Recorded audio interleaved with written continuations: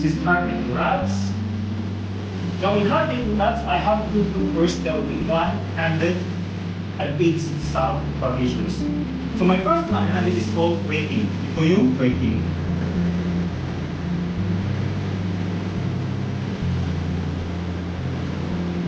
So as you can see guys, I'm doing from these muscles to rhomboid muscles, going the medial muscles. After waiting, I'll do the one-handed circular.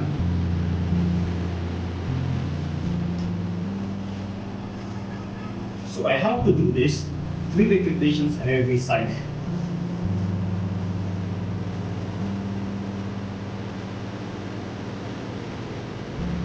After that, I will do the ironing. Now, there are 2 kinds of ironing, using your knuckles and your forearms. So, I'll start with the knuckles. 1, going down to the gluteal maximus.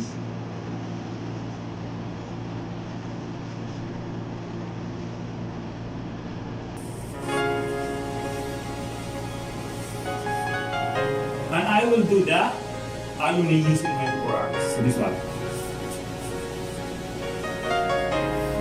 So gagawin mo lang guys, provided na malinis yung likod ng client mo. So, I'm doing a circular blade. Ito yung scapula or the shoulder blade.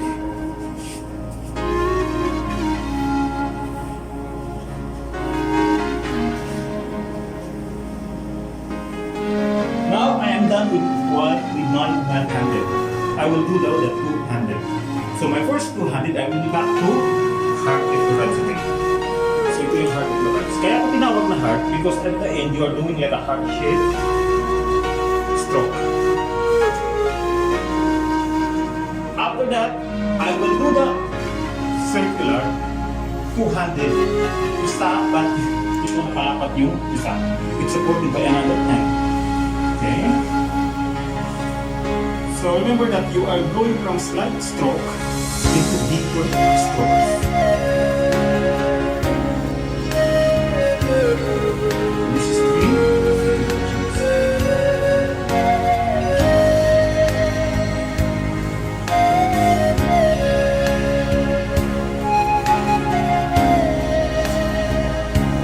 Now I will do the knot that I need. My first I will is knuckles. This time I will be doing the two-handed knuckles. Now how to do that? You will. And then into sa gluteal muscles. Separate na lang. Separate mo yung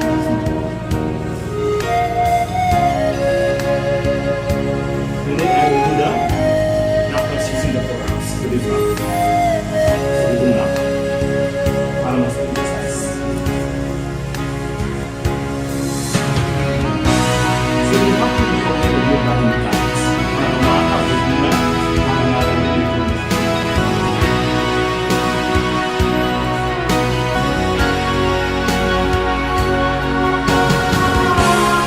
Okay, now I have the 100, 200, the subdivisions. Now I will go to the last part, and that is the alternate. So my first alternate now is the weighted. So this is the alternate weighted. Parang sundan mo lang.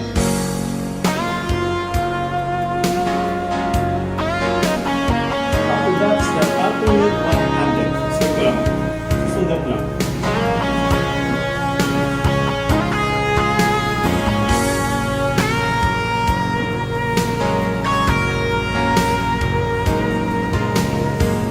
Just do this to variations. So, kung nakasing wala na siya, you have to apply again with the load. And you have to do that hard exercise again. This one's the hard. Okay, then, after you do that, 200, after you do that, 200, alternate. So alternate knuckles. Yan, sundan mo lang. you have to do this in 3 repetitions on every side.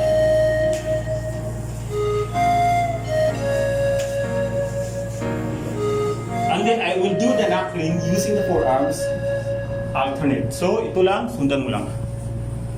So as you can see, I'm doing a body movement.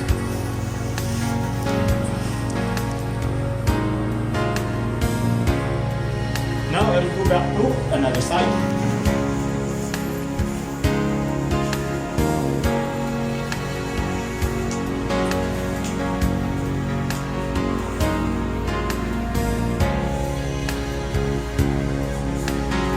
Okay, now I am done with the first base of Swedish, and that is right. Now I'll be going to the next main stroke, and that is the exercise. Now this is how to do the exercise. Now the word exercise means to twist the muscle in C formation. So I will do that first here in the rhomboid muscle. This is the rhomboid muscle. So using one hand, so I'm lifting the rhomboid muscles. In the side, controlling the knees. This is the trapezius muscle, trapezius muscles. And then I'll be going to the rhomboid muscles. This is the rhomboid muscles. Rhomboid going to the gluteal muscles.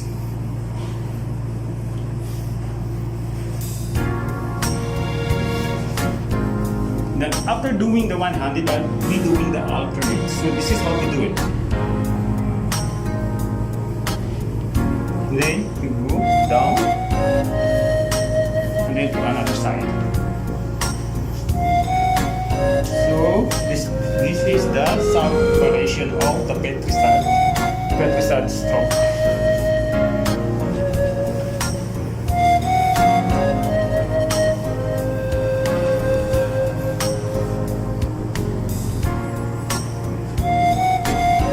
Okay, dahil wala na wala nang oil or mantika, you have to reapply again with the oil using the hard brush. Now after that, I will do the Russian weight. So this is how to do the Russian weight.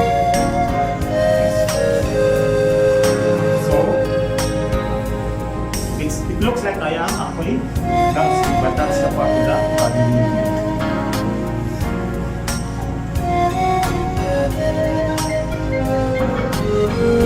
And then I'll do the roll and pull back. Roll, pull back, roll, pull back, back.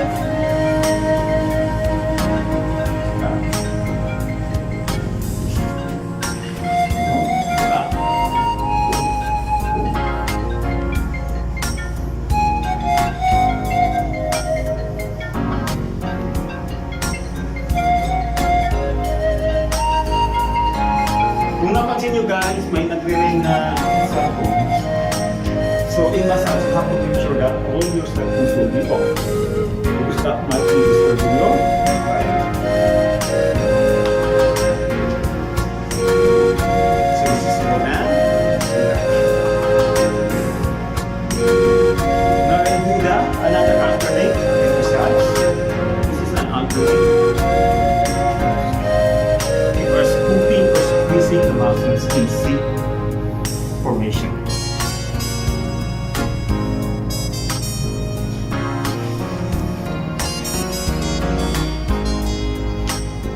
Okay, now I am done with my exercise.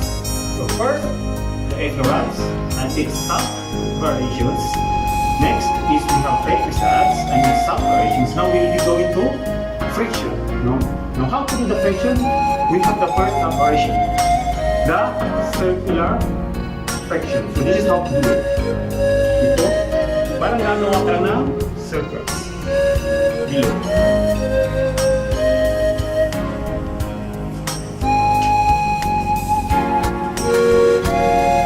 Okay. After that, we will do the alternate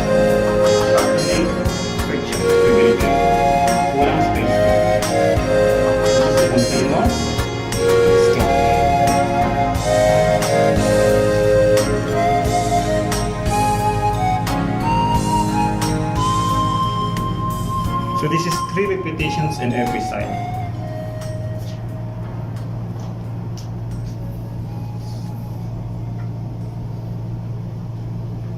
Guys, you have to be reminded that the slight stroke in your massage is within this side. This is between it is a lumbar side, the sacral and the lumbar side, because this is the weakest part of the ribs or the back. Okay. Now I'll do the chopping. This is chopping. This is chopping.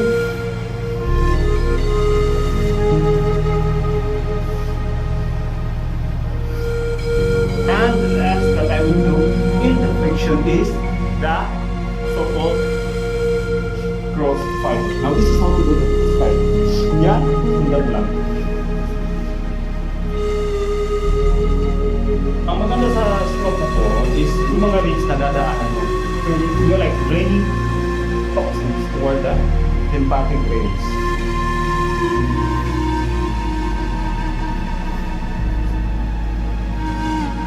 And then in this side.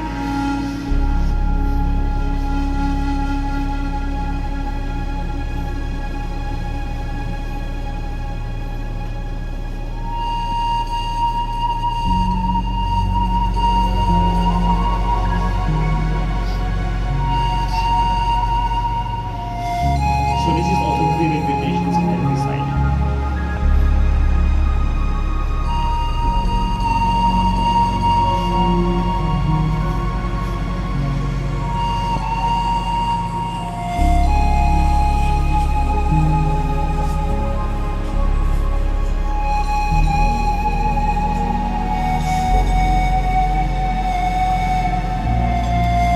So pag napansin mong natulog ang iyong client, hayaan niyo. Sometimes when your client is actually sleeping during the whole massage process, meaning you have them relaxed.